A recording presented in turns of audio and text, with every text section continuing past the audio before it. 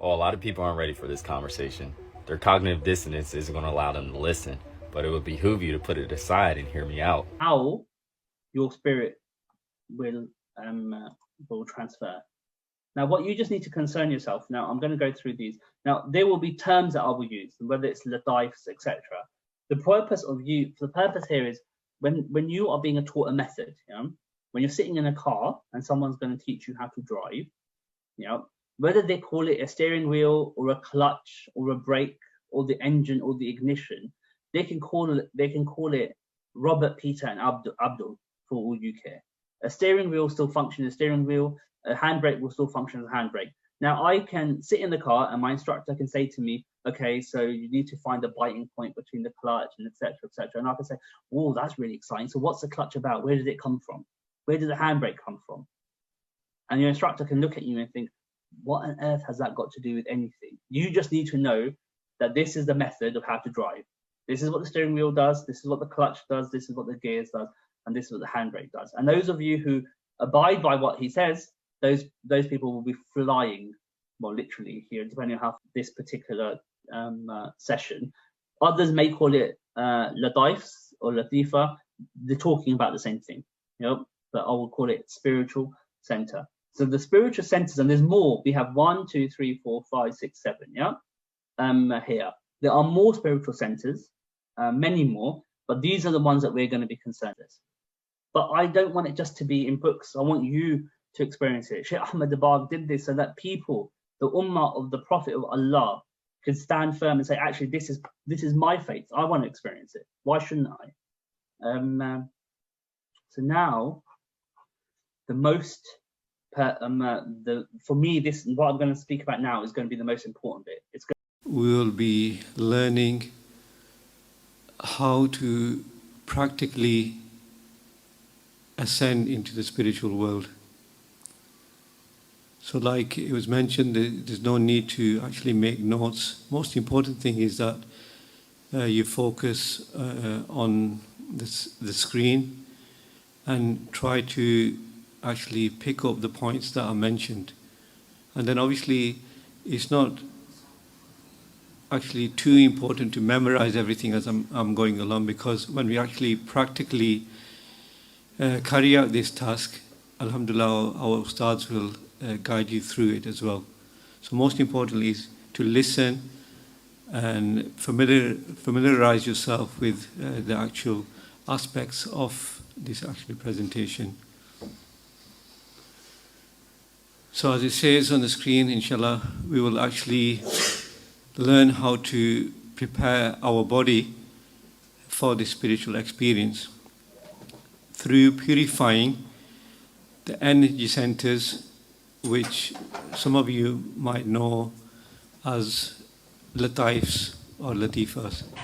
A system which comes into harmony within itself becomes more powerful than others, and it will entrain, this is another term he used, it will entrain or pull after itself a system that is out of harmony. He came up with what he called the Kundalini syndrome model. In other words, when this energy in the spine rises, the harmony occurs where the vibration turns into the sine wave at 7 cycles per second, or 7 hertz, as compared to the regular disrupted pattern.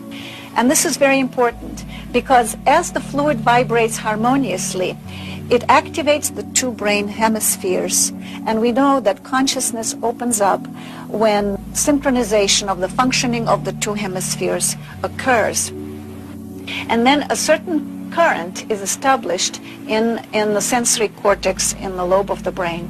And as I said before, all this results in an electromagnetic field around the head, so that the head actually becomes an antenna capable of sending out and receiving information which it could not do otherwise. And in that state, higher perceptions become possible. And this was Ben's theory, that through the mechanism of Kundalini and the resonant state of the body, higher perceptions become available. There's 7 nerve centers or resistors in your spine. It impacts, and the pineal gland throws open the right hemisphere of the brain. You know, you've heard of like Buddhists and people and that meditate going, om, om. You've you've heard of that, and the energy comes out. Well, let me show you something. This is electrical energy. The 7 chakras are 7 resistors, and the international measurement of electrical resistance is Om. And the way that energy comes up through your spine, hits the pineal, and opens the right hemisphere of the brain is exactly the way the sun comes up from December to April, hits Aries, moves in the northern hemisphere to the right side, and summer comes to the north. Or summer comes to the northern hemisphere. That's exactly right. That's why it happens. That's why you meditate. You meditate to duplicate the energy of the sun. That's why the Jesus is crucified, sits in the tomb, and then rises within you, sits at the right hand of the Father, and he's sitting at the right hemisphere of the brain. Reason why they shut down the right hemisphere part of the brain. So now we're no longer fighting bodies of government. We're fighting groups of consciousness that exist because of the system. Your 7 chakras, people say you have 14, 20, 30, you have infinity chakras, but you only have 7 inside of you. These are the 7 energy centers in the body, which are the 7 endocrine glands, the inner Christ system. You have exocrine and endocrine. It's the chrism oil. The pineal and pituitary gland release 2 chemicals. This is the story of Santa Claus, because you have a claustrum, which then goes into the pineal and pituitary. These 2 nerves then go down the chimney and then go back up, and it's a gift for all of us. So Santa Claus, Christmas Day, it's mass christening because we all get a present when the oil goes back up to the head. That's right. I mean, I've shown this before, so it's pretty easy, the claustrum. It's called the Christos. In Greek, Chrysos is gold. Chrysos. Well, Goku needs 7 Dragon Balls to unlock the dragon and get his crown chakra activated. So 7 colors white hair, 7 Chaos Emeralds get supersonic, and 7 dwarfs Snow White. So white and colors of the rainbow. Hell is your heel, earth is your heart, and head is heaven. So you must ascend. Jesus went to heaven. You're going to go to heaven, guys. You got to go up your 33 vertebrae to the cup of Christ, which is the Holy Grail, your skull, with the manna from heaven, which is your cerebral spinal fluid. See, Merkaba is Mercury caduceus balance. This is the caduceus. The energy goes up like mercury in a thermometer, okay? But that's actually a frequency. It pertains to how energy climbs up the 33 vertebrae, aka Jacob's ladder, until it hits the 12 cranial nerves. Do you see the correlation? 33 as the year scholars would say Yahshua was crucified. 12 cranial nerves as in the disciples who followed him in his journey. It's the consciousness of humanity that has fallen. We are the light beings that have fallen from grace. Low frequency light becomes matter. High frequency becomes light. If you continue to operate in a lower vibration, aka your lower chakras, you will continue to sin. In order to raise your vibrational frequency, you have to do it through love. The Law of One teaches that Yahshua operates from the 4th density, which is the 4th chakra, the heart. In John 14-6, Jesus says, "No one comes through my Father except through me." Scriptures are nothing but parables on how Kundalini energy rises within you. The only way to escape the veil is to raise your vibrational frequency. There's 33 vertebrae in your spine. There's 33 years in the life of Jesus.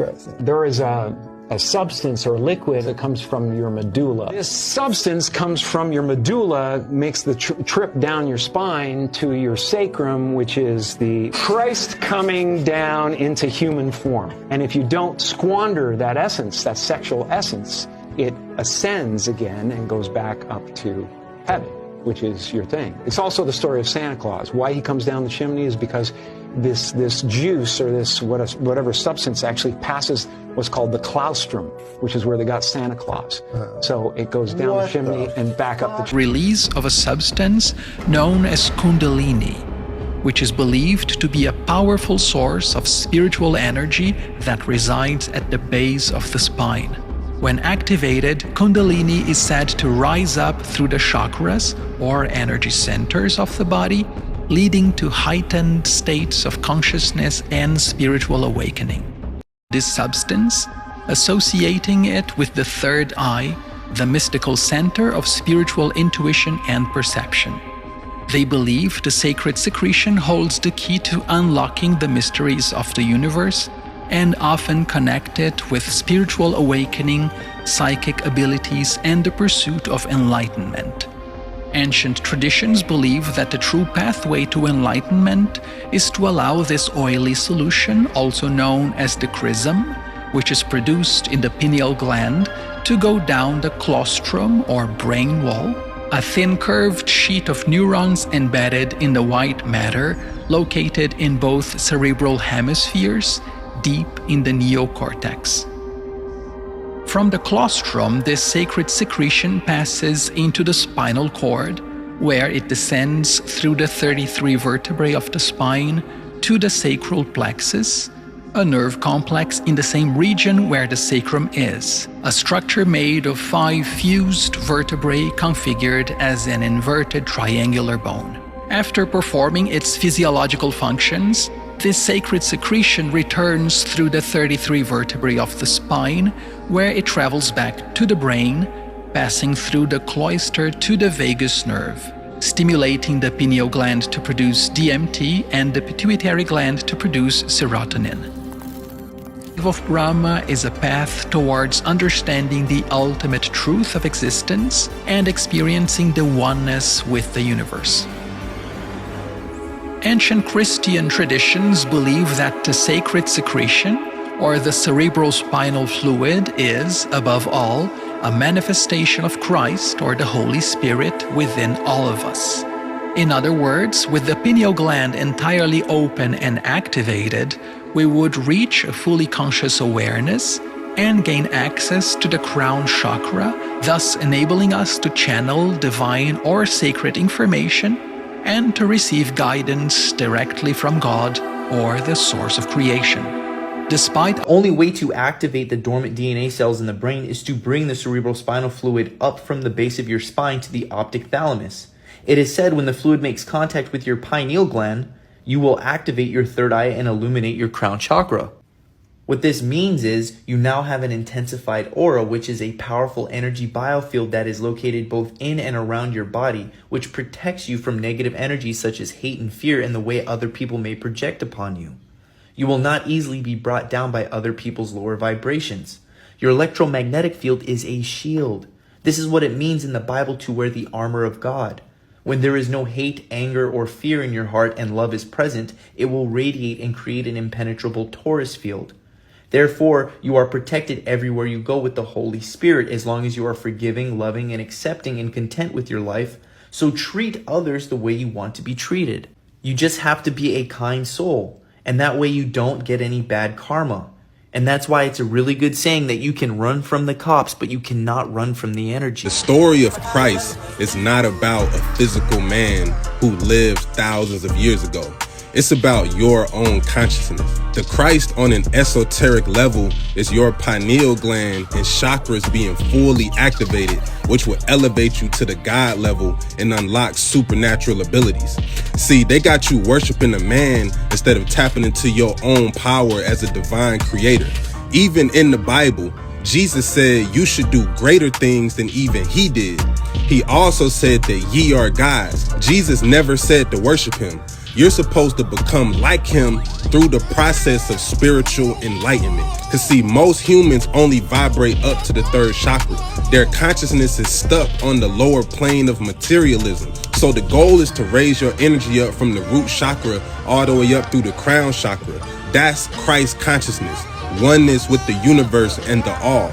See, they don't tell you how Jesus traveled to Egypt and other nations and learned about the esoteric sciences of the mind, right? See, the crucifixion represents humanity or the ego suppressing the soul, and the resurrection represents you going from an unconscious state to the awakened state of Christ consciousness.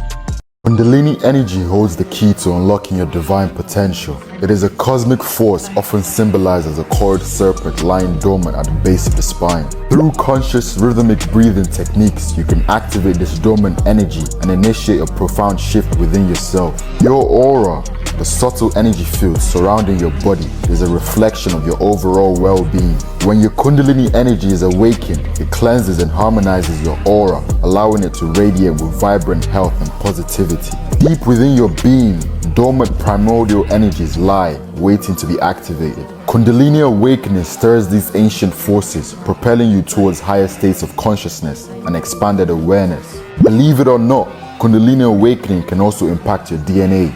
This powerful energy has the potential to activate dormant strands of DNA, unlocking hidden abilities and potential that are encoded